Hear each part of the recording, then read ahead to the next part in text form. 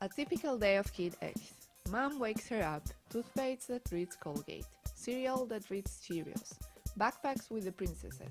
Our lives are composed of a sum of symbols that we decipher without even realizing.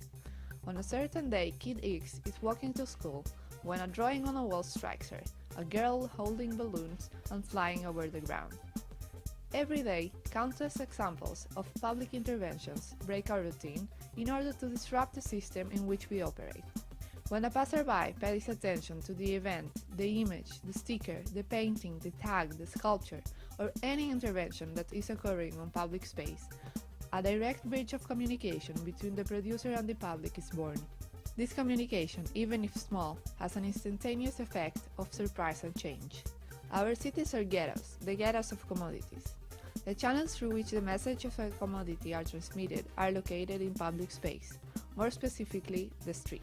Graffiti and street art strive to break the code of the city, the code of the commodity that flows through the streets, to break the impersonality it imposes on all of us.